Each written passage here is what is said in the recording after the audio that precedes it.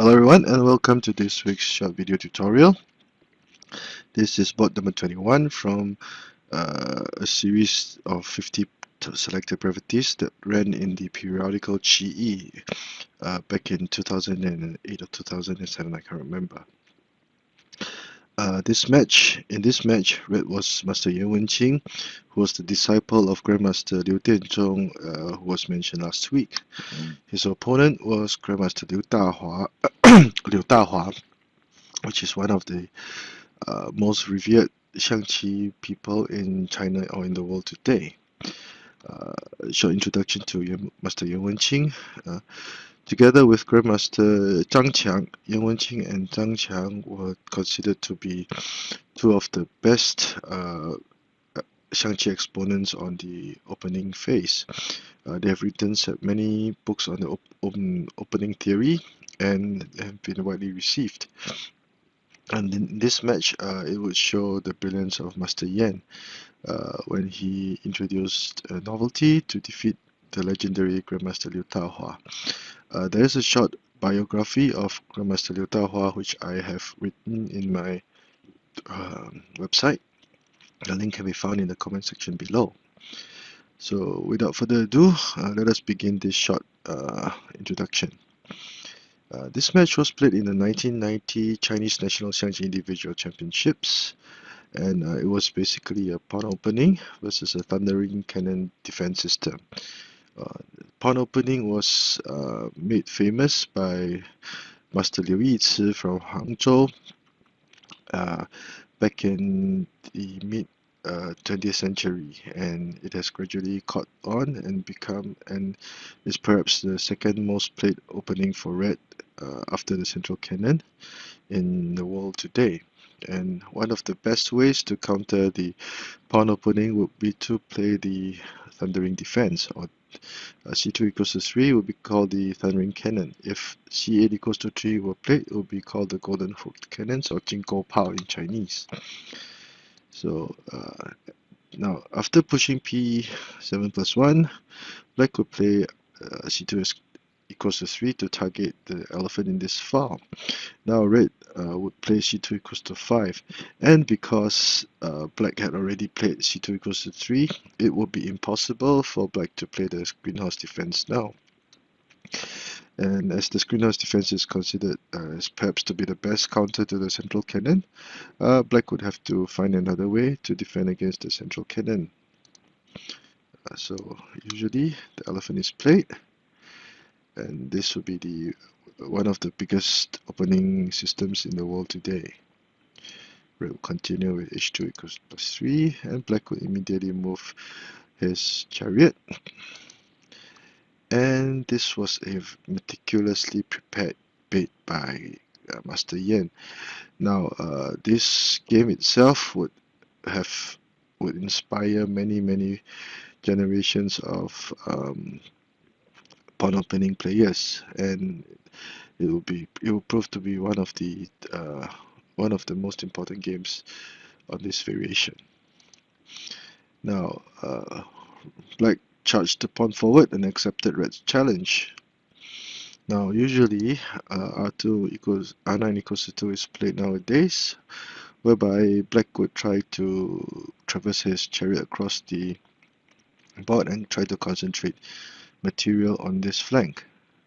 Now there are several variations, several sub-variations, etc. And please go to the link given below to go to my website for a short discussion of this variation. So in this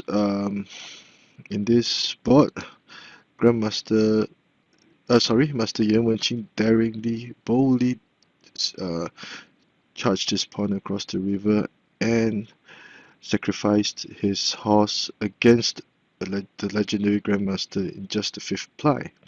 Now it shocked the world.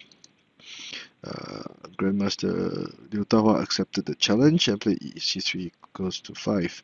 But after making this move, we can see that black's formation was now quite weak and vulnerable. Red will immediately play r1 equals to 2, targeting the cannon and the horse in the same file. Now, black would choose to defend the cannon in this manner.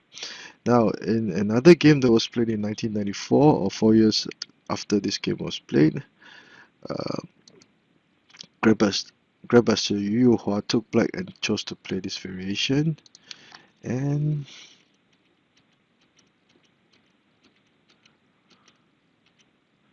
red was able to capture, regain back lost material, and command quite a significant advantage. Now, I'm sorry, in this game, red was Grandmaster Wenqing. So, back to the match, Grandmaster Liu Dahua chose to protect his cannon in this manner, and this was a continuation of the sacrifice. Red would now move his cannon to the riverbank, pretending to play c8 equals to 1 to capture the black chariot. Now, it would seem to be this was the only move that black could move to prevent the capture of the chariot. It would not be a good idea to play c3 minus 2 to block the cannon, because once the cannon was blocked, red will now charge the pawn forward and prepare to play h3 plus 5, whereby there will be an attack along the central file, and also the black cannon will be in trouble. So that's why c3 minus 2 cannot be played. So red would capture the central pawn, and now the riverbank cannon would start to do its damage. And by moving to the edge flank, this would force black to play h2 plus 1, or his chariot will be captured. So after sacrificing a horse, red was in full attack mode. Now r2 plus 6 is a continuation of the earlier moves, and this black would try to develop his congested left flank by threatening to capture the central cannon, and then try to develop his horse. Now, because the black cannon was in a precarious position, red would make use of the poor positioning of this cannon and play r9 plus 2, forcing the cannon away, and thus gain another move in terms of initiative. And black would try to protect the horse in this manner while applying some pressure on red's right flank. However, at this point in time, red was very well prepared and was prepared to sacrifice yet another piece and chose to play r4 plus 6 instead. Now, with this move, the elephants would be blocked and they would not be able to link up for better defense. And black tried to relieve some stress, but red was simply too well prepared. Now with the double cannons now, black would lose material. Black tried to move his chariot. Red gained back lost material. And at this point in time, black was in all sorts of trouble. Black tried to defend, check, defend, and in this match, black chose to play p7 plus 1, not knowing that there were consequences to pay, because red would now continue his attack with c9 equals to 3, trading his cannon for the chariot, and because the horse was now captured, there would be no piece or no good material to prevent red's iron ball checkmate. So red continued with r2 equals to 4, forcing the black cannon back to prepare, but it was simply too late because red made this move and it was the end of the game. Now, this was when Grandmaster Liu Dahua resigned so quick into the game that it was just a donated ply. So one might wonder what would happen if Black chose to capture the horse to protect the elephant. Red would simply capture the pawn and still threaten to capture the elephant, which was now blocked by the Black chariot. So there would be no way that Black could resolve Red's impending checkmate.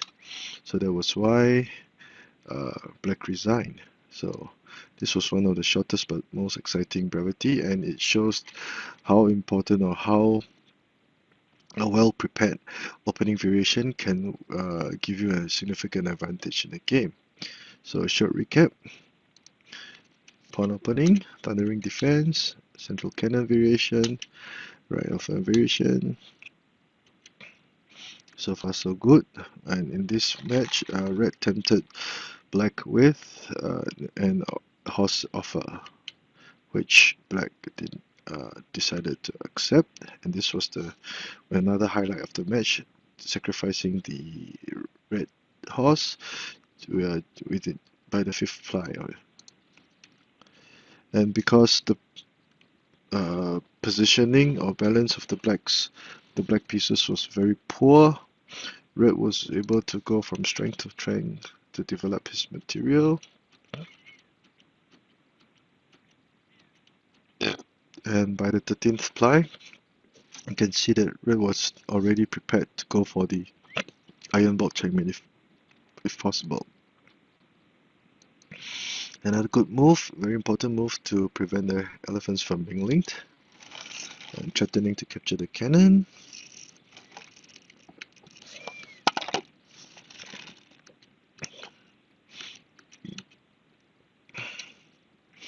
And bam. Once the horse was captured,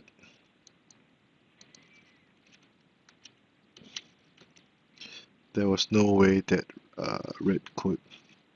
there's no way that Black could prevent Red's impending checkmate. So I hope you have enjoyed this short video. Now this is a very exciting kill, and if you like the work that I do, please subscribe to my channel. Thank you.